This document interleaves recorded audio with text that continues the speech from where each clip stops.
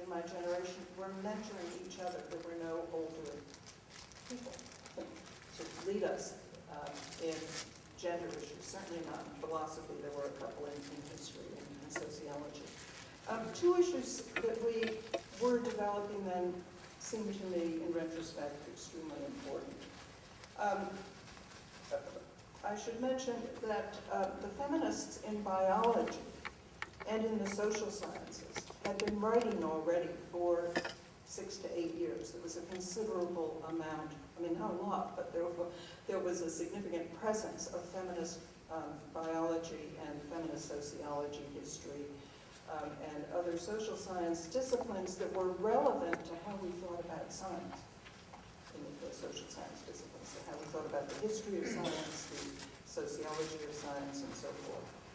One of the issues we were pretty clear about was that gender stereotypes and their male supremacist commitments, not to put too fine a point on the issue, selected scientific questions, hypotheses, concepts, methods, and standards of even the best biology and social science, not just the worst. And I don't think we quite knew what to do with that, the problem of the best. And we didn't have the language of social constructivism in the kind of way it would subsequently develop. But we certainly were really clear about the idea, namely that the sciences were constituted through their androcentric projects. And in particular, if you read those early biologists and social scientists, you can see them all raising questions about the objectivity of this research, about the model of rationality, about what counts as good method, about what counts as real science, real sociology, real biology, and so forth. The second issue that already had emerged and was beginning to circulate around, that in retrospect I think was immensely important, was standpoint theory. In Dorothy, the Canadian sociologist acknowledged Dorothy Smith, now retired from Boise, had given a paper in 1972 on women's perspective as a radical critique of sociology. It was published in '74, and I had mimeographed copies of her work in the mid to early '70s. Nancy Hartsock, with whom I was in a reading group for 7 or 8 years, was developing her version of standpoint theory in political philosophy. And Donna Haraway, who has told me she counts herself as a fellow traveler in standpoint theory, which is a good thing, since I included her in the feminist standpoint theory reader. So I'm really happy she thinks that was a good place to put her.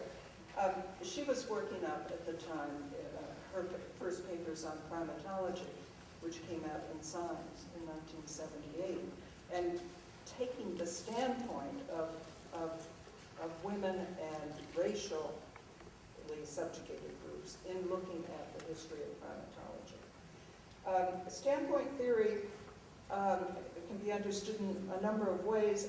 For one thing, it's a polemical proposal about the power of embedded experience and embodied experience in constituting knowledge. It's also a methodology, an epistemology of science, epistemology and a philosophy of science, and a political organizing tool. It argued that we should start research, we feminists should start research from women's everyday lives in order to, quote unquote, study up. That is, to identify the conceptual and material practices of power.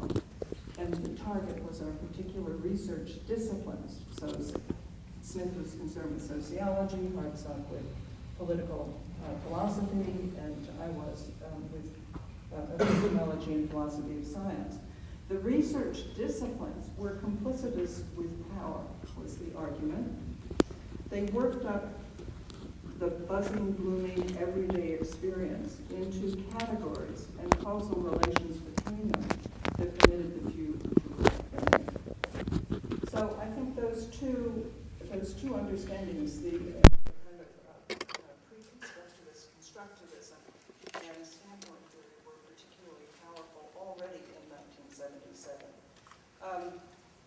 blinders. Three were just really powerful. One was differences between women. I can remember that the first attempt to bring race and gender together around science that I saw, apart from Haraway's 1978 primatology papers, was the syllabus for a course that biologist Anne Fausto-Sterling and historian of medicine, Evelyn Hammonds, had taught at Brown and MIT back in about that time. So it was race, gender, and science, and I just, carried it around next to my heart. It was a wonderful resource. I think we feminists had little sense of the full ways in which our own work was socially situated in racial and class and global context. We had some sense of it. We were anxious about women of color, what would they say about our work. But I don't think we really had a full sense of it. A second issue is the science and empires issue. That would not get visible to us, or I think in English pretty much to anybody, for several years later. That is post-colonial science and technology studies, the whole rise of the fields of indigenous knowledge and traditional environmental knowledge, and the relevance of women in development, that literature and those projects, to feminist STS. It was a women in development at that point, and I don't think we saw at that point the possibilities for the incredible power that discourse turned out to have once it turned into a discussion of how development rides on the backs of peasants and women, which happened about a decade later, Third World Development. The third blinders, the third thing we couldn't see was the effects of something that had happened in 1972, namely the internet. And we didn't see how that was going to change science and technology in production and communication in a huge variety of ways, in which it subsequently has. Finally, will I have a minute? 30 seconds? Okay. Finally, I think there was then an imperfect fit between feminist science studies and the history and philosophy of science. I'm not sure in 1977 we could see the sociology of science, sociology of science yet, scientific knowledge. We could see the very lively residues of the 60s around science and technology, physicians for social responsibility, the anti-Vietnam War and anti-militarism of that movement, the civil rights movement, and so forth. And it's science issues, but we really couldn't see, at least I don't recollect being able to see sociology of scientific knowledge then. Okay, the imperfect fit. First of all, feminist science studies was politically engaged. We wanted to change science and technology, not simply to tell its history, to do a sociology of it. We wanted to change the way it was practiced. Feminism needed it practiced in different ways. We needed women's scientific issues addressed, scientific and technological issues. We needed the ways in which science and we needed scientific sexism ended. We changed the particular kinds of projects that already existed. Secondly, the history and philosophy of science had a very restricted sense of both history and the social. Gender relations were not part of them. Evidently, all the scientists had no gender, historically. They were just humans, rational humans or not.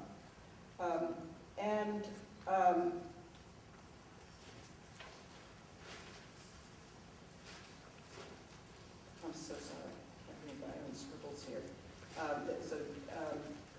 So first of all, a restricted sense of history and society. I think women were regarded as part of nature, and so too were gender relations. They were somehow natural relations, or at least outside the range of what counted as the social and the political.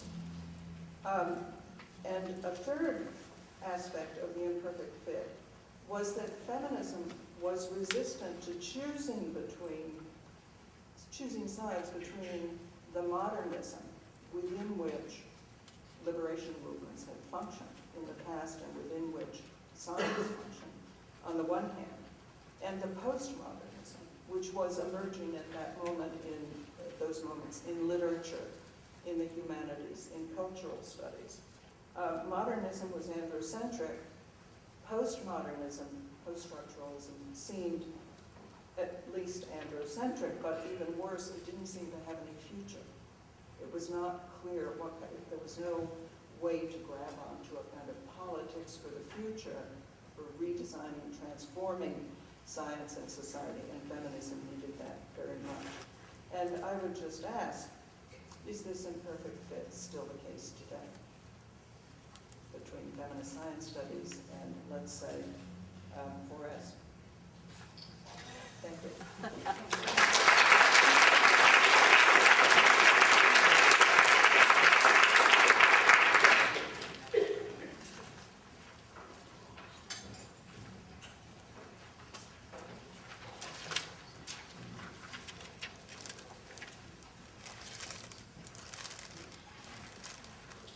Good evening. First, I'd like to thank David Hess for inviting me to participate on this plenary panel. The theme of this meeting is ways of knowing. And just as some ways of knowing have been and continue to be more valued than others, so too have differential values been placed on what needs to be known and what is worth knowing.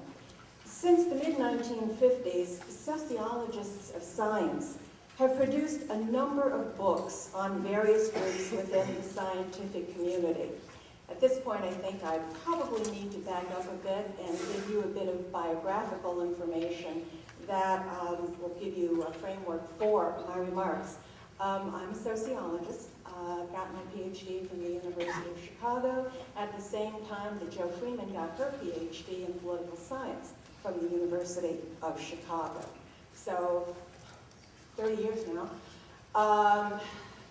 I've been very much involved in a lot of issues concerning feminism, feminist studies, race, gender, and ethnicity. So, as I said, since the 1950s, sociologists of science have produced a number of books on various groups within the scientific community.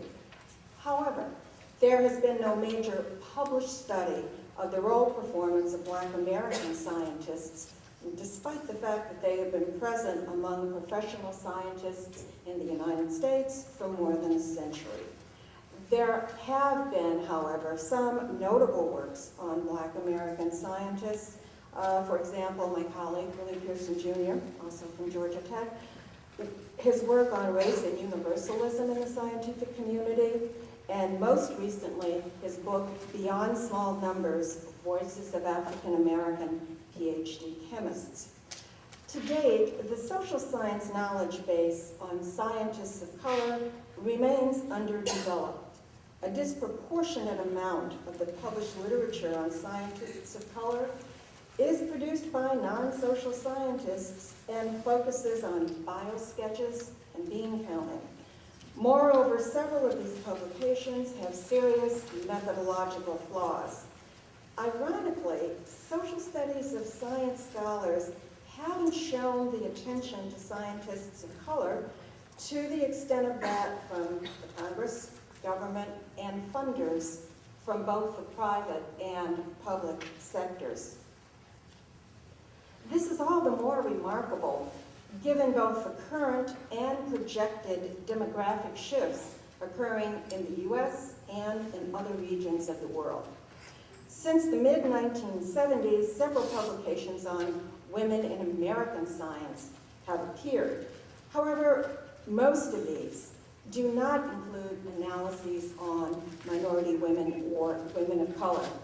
Consequently, our knowledge of minority women scientists remains rather limited.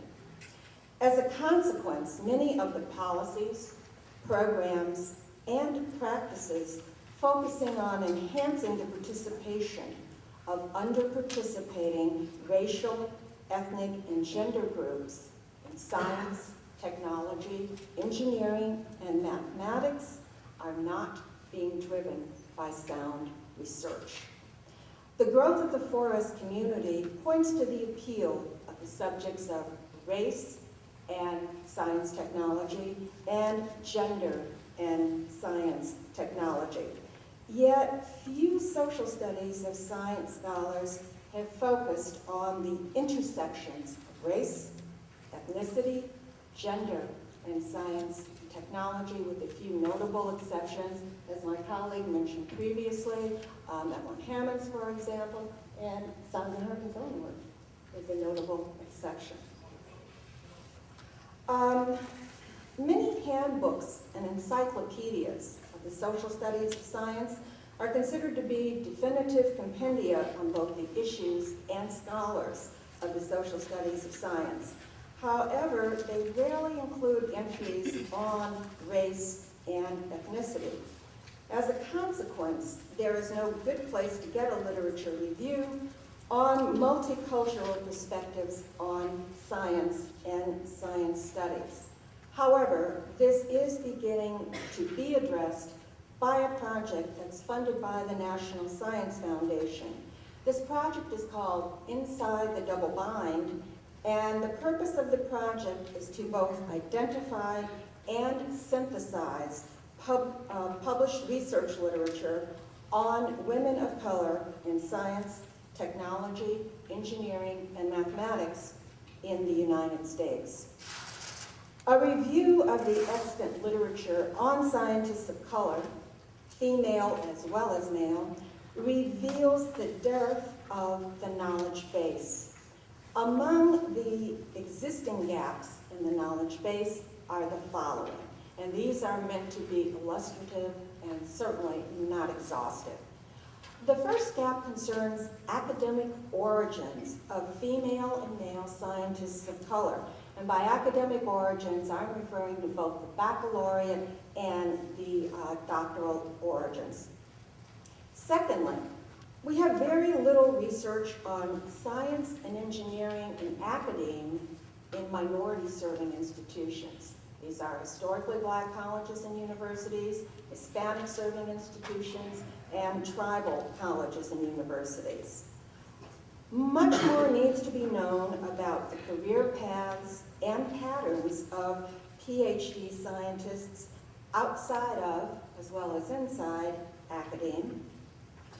Productivity trends and dynamics, especially those concerning scientists of color, also need to be studied.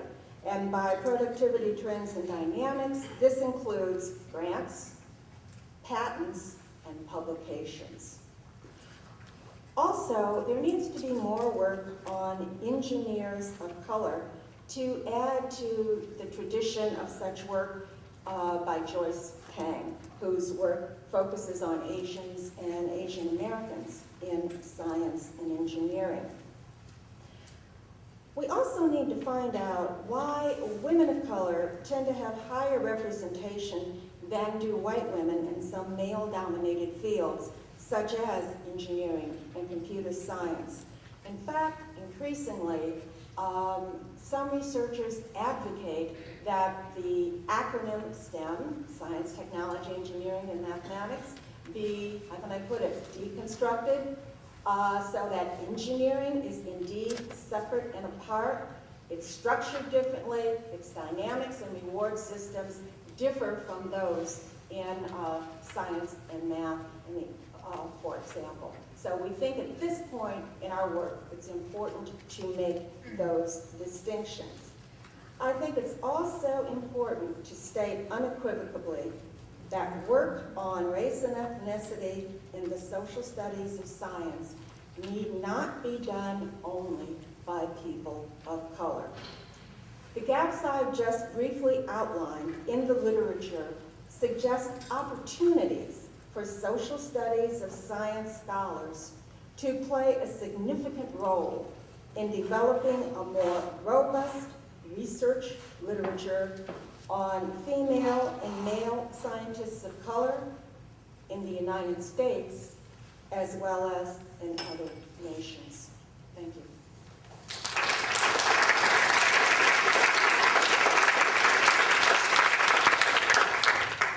Next speaker is Lee Starr.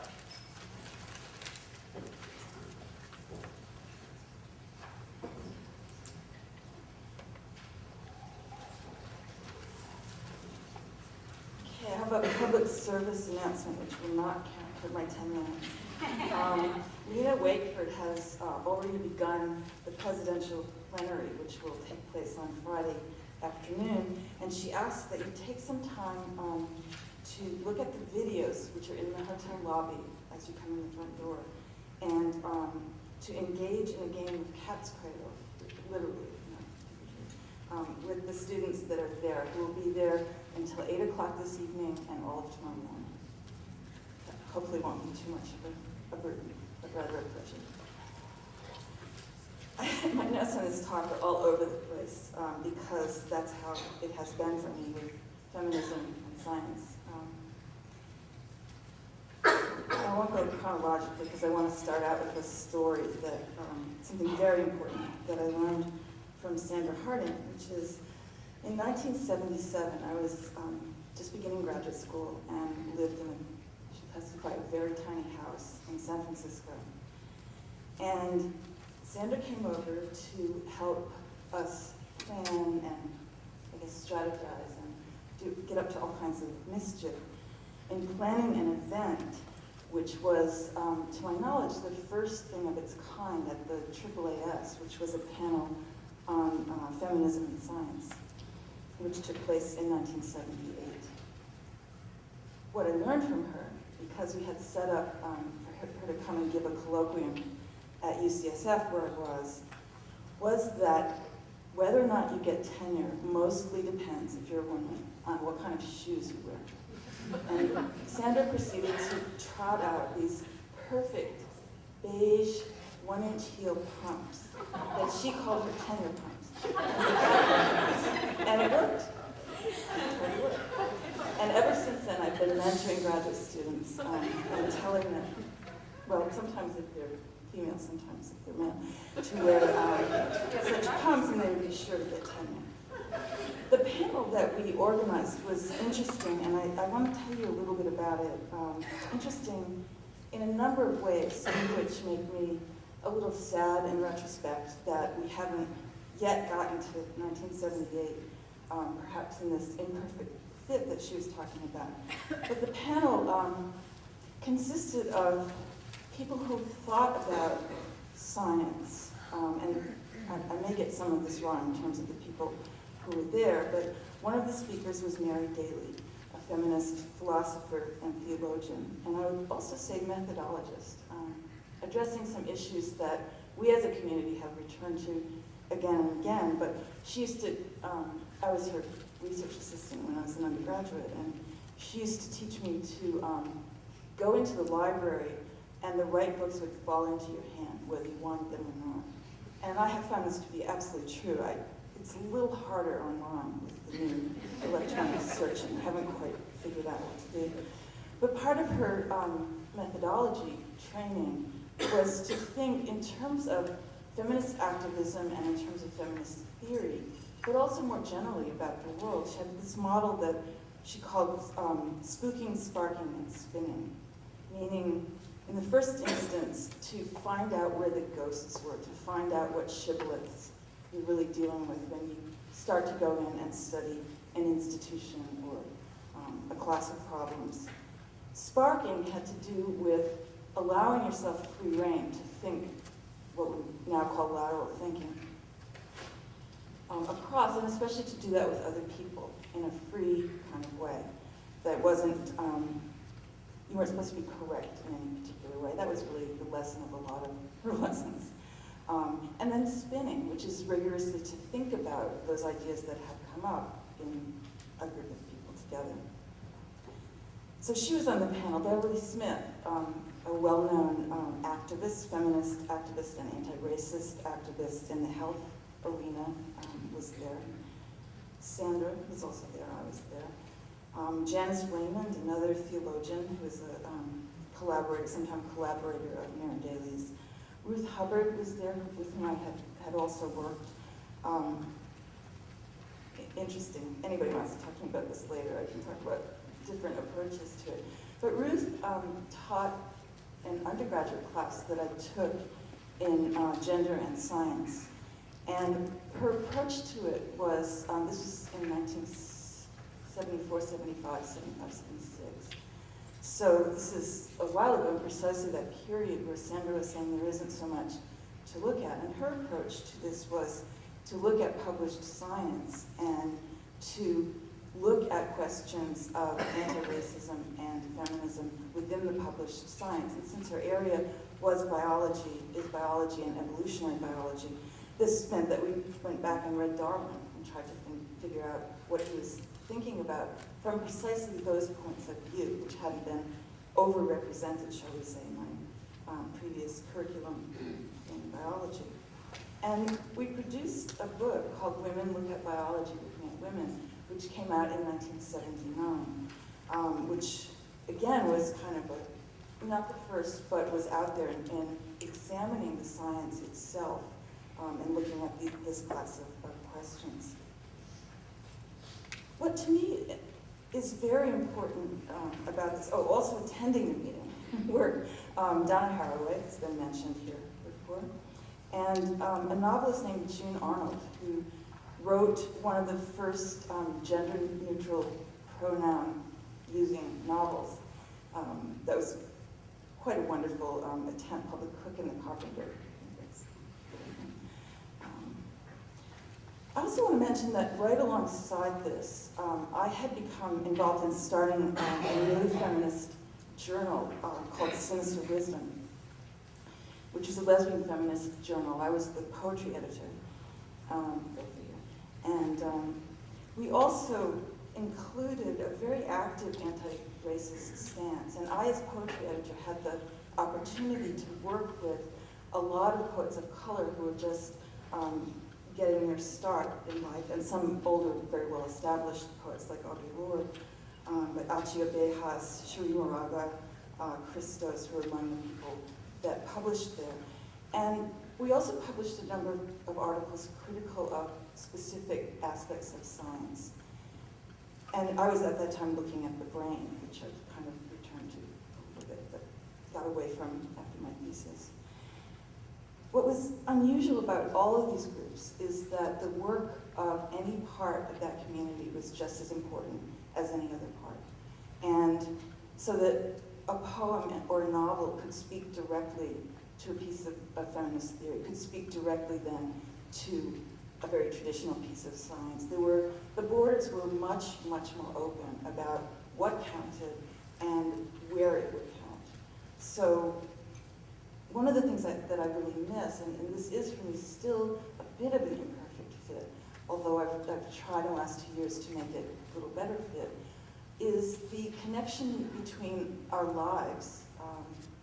Gabrielle Actis said at the council meeting, we just got out of a 5-hour meeting, that some of us want lives. Like, that's an issue, and it is indeed an issue for most of us at this stage in history. But our lives were intertwined with activism, with poetry, with novels, with science, all around in a kind of very interwoven way. And I think one of the things that happened during the 1980s as both gender and science and women's studies became more professionalized and more academic, or in the academy became more professionalized. I want to say that all of feminist activism by any means. Really, in a way, we sewed ourselves up a bit and began to move a little bit away from that kind of wonderful promiscuity that had blossomed in the 1970s. Not totally, by any means, but I think if I could dream of anything, getting forward to 1978, of our community here, it would be to welcome again and open again a lot more of those doors. And I think if you, especially if you go to Nina's plenary, which has already begun, and then come on Friday to the plenary, you'll get some sense of what doors that might open. to mention one more kind of thing that we were very involved in the 1970s, and that is anti-ageism. I produced an issue of Sinister Wisdom that dwelt on that, including a biography of the lesbian activist Mabel Hampton. And one of the things that I see taken very casually by the Academy, even though you're not supposed to, is the idea of ageism. I suppose I'm a bit more entitled to talk about it now, 25 years later, 30 years later. It's just that it's kind of a non-issue. And I actually, a friend of mine, Howard Becker, the well-known sociologist, and I were talking a few weeks ago, and he had a friend who's somewhere in his 60s, who's an exquisite sociologist, excellent sociologist. And my friend Howie had inquired about whether there might be a post for him at another university, and he was wanting to move on. And the search committee person said, is he over 60? And Howie said yes. He said, well, don't even bother applying. And just like that, Ted Faye. So I think that's an issue that we could return to and examine, and perhaps return to as a community and examine. I'm delighted to be here with all of you today. So, yeah.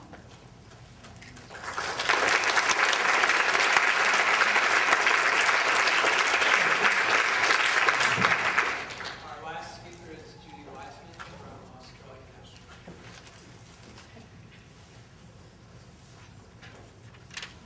National. Good evening. I'm really delighted to be here too. I mean, who can resist an opportunity to reminisce about the 70s? It was very tempting, but don't worry, I'm not going to do it for too long a time. So far, all the speakers really have spoken from an American perspective about STS and feminism at that time. And although I'm an Australian, in fact, I spent the 1970s in Britain, in the UK. And in 1977, I was in Cambridge, and I arrived from Melbourne, Australia as a Marxist, and I soon began to morph into a socialist feminist, what was known then as a socialist feminist. And second wave feminism was really flourishing at that time in Australia, in Britain. There were lots of women's liberation conferences going on all around the country, and we were often in rented vans going off to these places, drinking bad tea and sleeping on bad floors. And the big political issues of the women's movement at that time were equal pay, access to birth control, abortion, maternity leave, domestic violence, challenging sex stereotypes, and getting women into manual trades. As a student at that time, I was very involved, and this is similar to the other speakers, with a lot of other women critiquing academic disciplines, not leaving any discipline untouched, and developing critiques of the way in which all of these disciplines embody genders' ways of knowing. But while the other speakers have really focused on science, I must say that for many of us in Britain, the issue of technology was just as formative in our thinking. And I well remember the mystification surrounding early computing. An activist friend of mine was one of the early women computer scientists. And I remember she tried to explain to our group that computer programming was just like following a knitting pattern. Now, this wasn't much good to me, as that I was never able to knit, but I did really appreciate her attempt to feminise the technology, even at that point at the beginning of what was known as the microelectronic revolution. And at that time, we were very anxious about the impact that microelectronics were going to have on women, particularly on office workers. And these anxieties were really twofold. Firstly, the fear that the computerisation of secretarial skills and typist skills would render thousands of women redundant. And secondly, there were a lot of health concerns about the screens at that time, about pregnant women sitting in front of screens, a lot of health politics around those issues. And during that period, Harry Braverman's book, Labour and Monopoly Capital, was published in 1974. And it really marked a huge revival of interest in Marxist analysis of technology. Rather than seeing technology simply as the motive force of history, Braverman's analysis was really saying that Marx crucially understood how class relations, antagonistic class relations, shaped the relations of production, and that capitalism was continually trying to de-skill workers, cheapen and fragment workers by the application of new technology. So there were lots of studies about the impact of technological change on work. But the workers that we read about at that time, and I mean I would have described myself in 1977 as an industrial sociologist, a term that quickly went out of fashion, we were always reading about male workers. Now, I think this challenge to the notion of technological determinism, though, did really pave the way for the development of a feminist analysis of gender and technology. We pointed out that labour process discussions and arguments, and I was in a group then called the Conference of Socialist Economists, and we had a journal called Capital and Class. And in that context, we were very much pointing out that the social relations of production weren't exclusively class relations, that we really needed to map gender onto class, and that women's exclusion from technology and technical trades had really advantaged men. And so we were really linking women's lack of technical skills and low pay to the gender relations of technology. Now, I would say at that time that we were very aware of class differences among women, so I have a slightly different position to Sandra at that time. I agree that we weren't sensitive enough to race issues, but in my view, a lot of the history of feminism has been written as if we didn't think at all about differences between women, and for me, I don't think you can think about low pay and jobs without thinking about class differences. Now, one of my fondest memories of that period was being in a Capital Volume 1 feminist reading group. And I'm proud to say that we got through the whole of Volume 1, but were defeated by Volume 2. Although I think we agreed that we kind of got Marx's point by then anyway. But we did need to move on, because at that point in the mid-70s, we thought that technology was about industrial manufacturing. And so we had a mainstream idea as to what technology was. Now, meanwhile, the other debate that was raging at the time, I say raging actually, in my life it felt like it was raging, was the debate about housework and how could we include this in our analysis of capitalist production. And I spent many hours, and actually I said to some people I spent the best years of my life in the mid-70s when I could have been doing many other things, debating about whether one could think about housework as being productive or unproductive labour in Marxist terms. At the same time, Anne Oakley, a British sociologist, published a book called The Sociology of Housework. It came out in 1974. And so during the 1970s, really, housework began for the first time to be taken seriously as work, as a form of labour. And really what we were engaged in was redefining work to include unpaid housework, just as quite a lot of political campaigns at the time, such as Wages for Housework, were also bringing this to the fore. Now, I don't think household technology, though, really made it onto the agenda until people like Ruth Schwartz-Cohen were writing in 1976 her article, The Industrial Revolution in the Home, where she argued that one should think about the Industrial Revolution as crucially taking place in the domestic sphere as well as in the industrial sphere. And for many of us, it was a real shift in perspective to see the home as filled with technologies, not just factories that had been our exclusive focus. And our first social shaping of technology book was subtitled How the Refrigerator Got Its Hum, to really signify how an STS perspective can be brought to bear on even what seems like a very mundane technology. So I would trace the rich analysis of household technologies, from washing machines and electricity to telephones, to this period. And of course there was Ruth's very famous remark that I held on to for many years about the fact that there were histories of all kinds of technologies that you could find in the library, but not one written on the history of the baby bottle, just seen as a kind of ordinary, taken for granted technology. So all of this was really part of a feminist project to redefine technology as not only to do with male activities. And it was part of, as well, rediscovering women inventors in a way that was really paralleling the rediscovery of women scientists. And all of these perspectives made us very aware of the need to push women into computing and engineering so that the design of the world wouldn't be left to men alone. And this is certainly an unfinished job and an unfinished revolution. Now, the other area, of course, that was very important in terms of gender and technology debates was the sphere of biological reproduction. Birth control was a major issue, not only for second-wave feminism, but earlier feminisms, and certainly contraceptive technologies were firmly on the agenda in 1977. Schuler's Firestone, The Dialectic of Sex, had been published in 1970 and was still resonating with its emphasis on the need to free women from the tyranny of reproduction.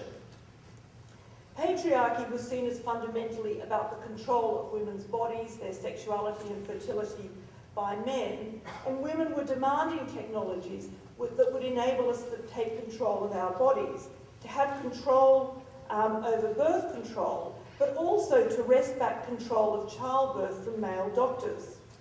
And I remember how empowering it was to be able to go to a feminist self-help group for pregnancy testing, advice on different contraceptives, being in a self-examination group, and all of these things being about getting to know our own bodies and challenging the knowledge and expertise of what was then a predominantly male medical profession. I think it's hard to remember now that medical technologies and biotechnologies are such a huge area of STS, and I think it's clear if you look at the program here, that feminists were already developing an STS perspective on biotechnologies in the 1970s. Whatever the politics of some of the radical feminist campaigns at the time against reproductive technologies, I think it was clearly understood that the issue wasn't simply the use and abuse of science and technology, but that technoscience had politics, that gender relations had profoundly structured the form of reproductive technologies that had become available, and that women's choices were constrained by what technologies were available to them and what were not. So that's very quickly my reflections on 1977. I'm really looking forward to a great conference. I think one thing's for sure, that we never dreamt in 1977 that STS would be such a successful adventure, and that we never dreamt that feminists would be such major players in our enterprise. Thank you.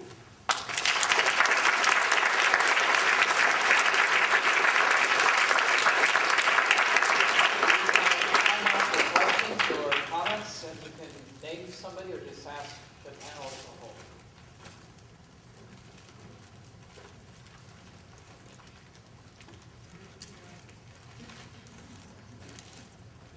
There we go. Thanks. I would like to give the question back to you, Sandra, that you left us with on where you think feminist studies are right now, having been around the 70s and today, and where do you think we stand? Because I'd be glad to hear your thoughts on that, the great question that you posed to us. I don't think I know the answer to that, but one thing I'm thinking about is that the marvelous focus on ethnographies of labs and field sites and so forth, and which have been so important to my own work. I mean, they're so valuable, but they're displacement from macro structures, and so global economic, political structures within which science today is so tightly wedded to militarism, transnational corporate profiteering, and such, and nationalisms of one sort or another. It's not that gender and imperial issues never enter such studies. Of course they do. Certainly one can think of early on Sharon Trawy thinking about gender in the laboratory in high energy physics. Nevertheless, it's kind of a tragedy of a sort. I mean, the studies are so important, but at the same moment that feminism and the post-colonial and anti-racist literatures were beginning to build in other fields, the sociology of scientific knowledge, that part of STS, took itself to lab studies. I'm not imputing any causal relations or anything, and as I say, those lab studies, lab and field studies have been extremely useful to me, but it's a phenomenon. And so, I don't know, I think it would be interesting to ask in what ways is there still, I mean, I don't know how to answer my question further. I won't even mention philosophy of science. I mean, I know how to answer it there, but this is not a philosophy meeting. I may be the only philosopher in the room, so just leave that to the side.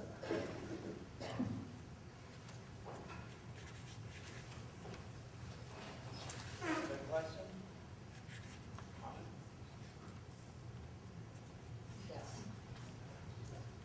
I'm not as familiar with the history of science and technology studies as with psychology in my own area, and I wondered if there was a similar split in this field between groups that self-identify as radical and liberal. Feminist groups. In psychology or? In science and technology studies or sociology of science or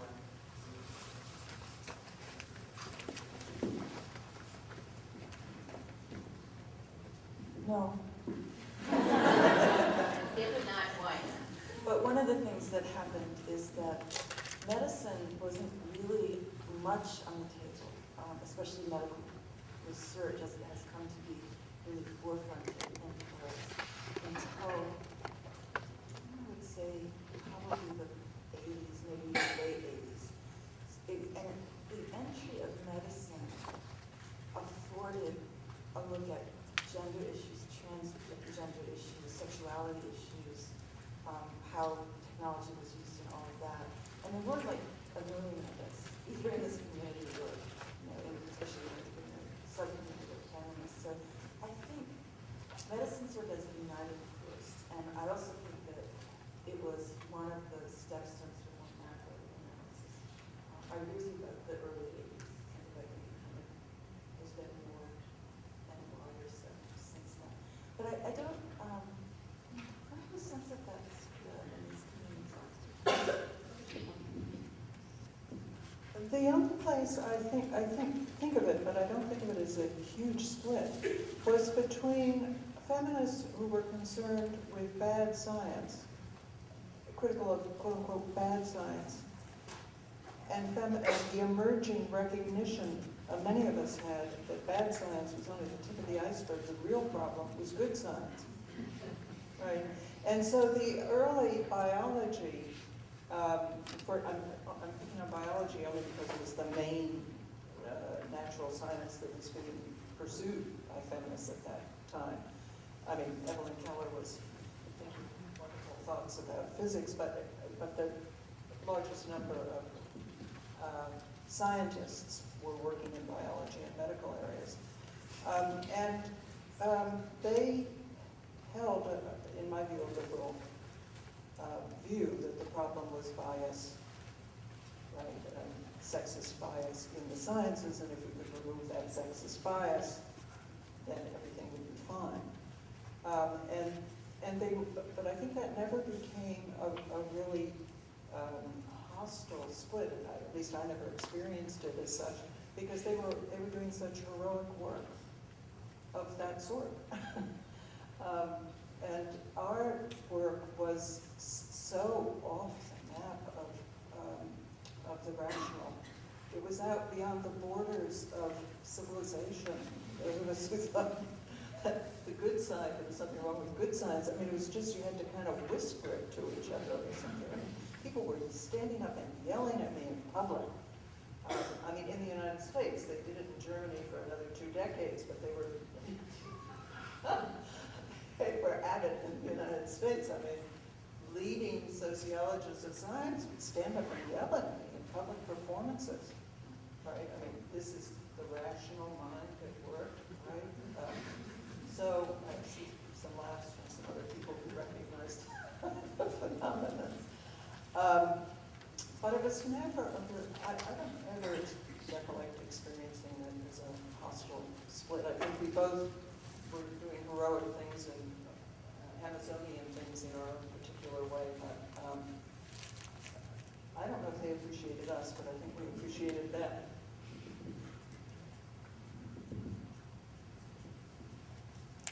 Way in the back there. Yeah, I'm wondering, looking back at where we've been and where we've come from, where do you see feminism and science and technology studies going, or where would you like to see it go?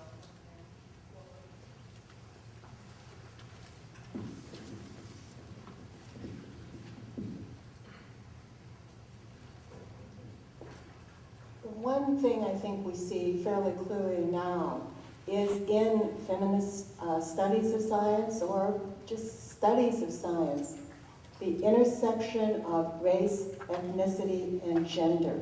In fact, there's a new reader that's just come out within the last year or so that focuses on that intersection in science studies. So I think that's certainly one major trend that we're seeing.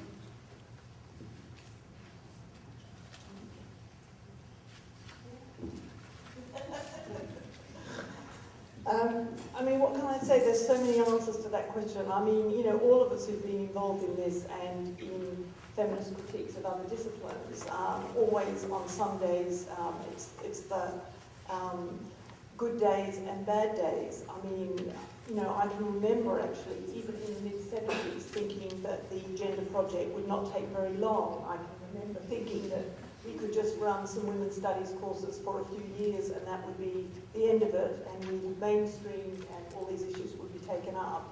And that's not the case, and so we're endlessly doing both jobs all the time and doing double work. I always feel like it's double work, doing all the standard work and doing our own work, both doing mainstreaming and making sure that gender issues aren't left out. And I mean, I must say, politically, in terms of feminist STS, I mean, I'm in a few weeks going to speak at a conference on European women in engineering, and, you know, I wish that I wasn't still going to speak about the underrepresentation of women in engineering, the underrepresentation of women in new ICT sectors. You know, some of these issues are new, but some of them aren't, and so it's partly about framing things in new and different and exciting ways, but it's partly keeping a lot of the things that we tried to get going a long time ago to sustain them, actually, to make them kind of durable and embedded. I mean, the word we use endlessly, embedding things.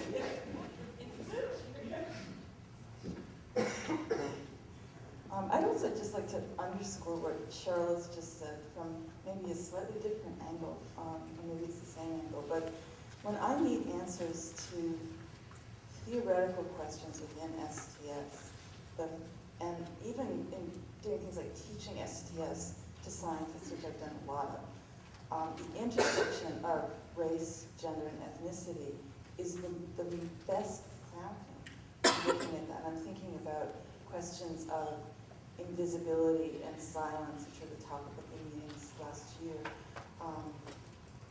And also just to understand how multiple perspectives coexist or don't exist. It's just been an incredible source of theory, as well as other kinds of things that you mentioned in your talk. So I think that's important to underscore as well. And I'd like to see more and more and more of that. I've actually taught Gloria Anzaldúa to computer scientists. Some of you are going to attest to that experience, which actually went kind of well. Well, my own work has gone in a somewhat different direction. You have to remember I'm a philosopher, so it's very spacey kinds of things I take on. I have a book coming out from Duke University Press in the spring entitled Sciences from Below, Feminisms, Post-Colonialisms, and Modernities. And what I'm arguing is that we have insufficiently critically engaged the binary of modern versus tradition.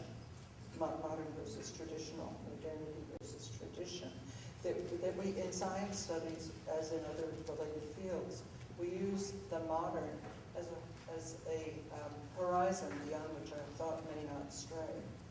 And that this is a serious problem because the contrast between modernity and tradition incorporates gender and race imperial contrasts.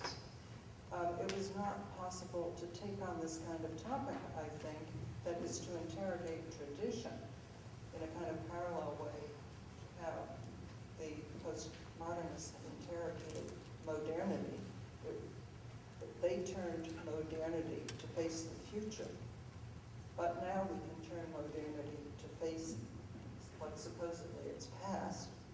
And this was not possible until modernization and until it became clear from post-colonial scholars that modernization was not identical to westernization. That in fact there are many modern societies around the world today embedded in very specific cultural histories, no differently, one could say, from how the West is embedded in its political and cultural and religious histories. So I think this is an important project because racism and sexism live on inside each other, and one gets to see that really clearly by looking at this contrast. By that I mean that women are always outside of civilization a little bit. We'll never really be as modern as men because we have responsibility for all those natural activities like the apes, you know, raising children, and cooking in the kitchen, and that sort of thing. And on the other hand, the West's others are always feminized. They're not fully as manly, they don't use manly sciences, as manly governments as so each of those hierarchies with all of its strategies for oppression lives on inside the other. And this tells me that a lot of us were right when we said you can't defeat sexism without also defeating imperialism and racism, and vice versa. So I think I'm saying in different terms what other people have said too, that the intersections of these various kinds of hierarchies are very important for science studies, and it's very encouraging to see how much of post-colonial studies, for example, and anti-racist studies is on programs such as this 4S one. Yeah, I'd just like to end this last question that this is especially for Judy and Lee, you know, where Judy talks about the social economists and lead us into wisdom. Are the things that people could see, could explore in the 1970s that it's difficult for us to explore and see today? We've lost various forms of insight, and you know, what you see is lost as well as what's gained in the current.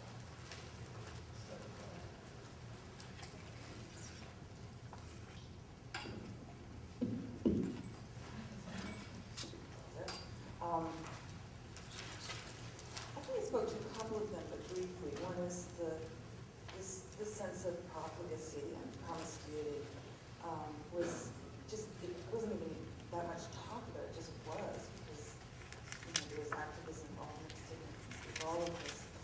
And it was a lot more possible to talk about racism. It was also, I've noticed a lot of backpedaling in language, like the use of the generic noun, just being accepted at meetings, even these meetings. And that, like, it's sort of been, it used to be possible to sort of raise that in however obnoxious a way we did. Not always obnoxious, but sometimes. But it doesn't even feel possible to raise it right now. Like, I feel like I would be ridiculed if I said, no, it's not man hours, no, it's not, whatever. And all that works is to be not only disappeared, but unspeakable. So that's one way.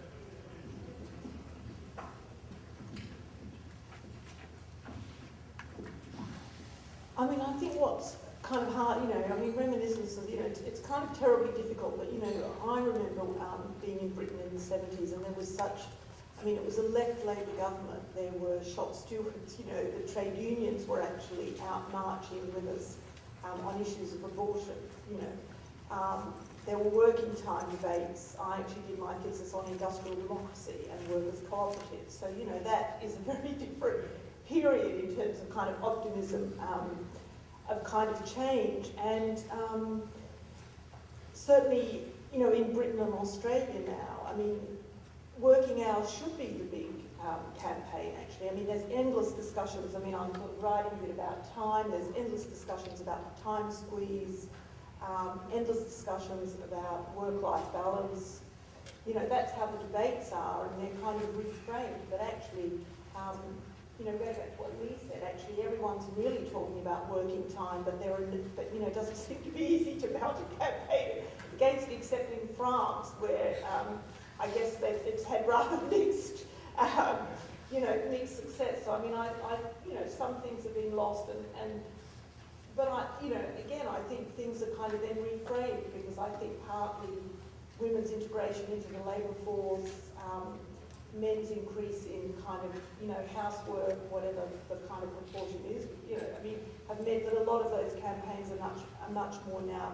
I mean, the work-life discussions, I think, are much less just about women now, so I mean, I think there's been a lot of gains in those terms, in terms of discussions about kind of leave and work and things are much less gendered in a kind of positive way, so.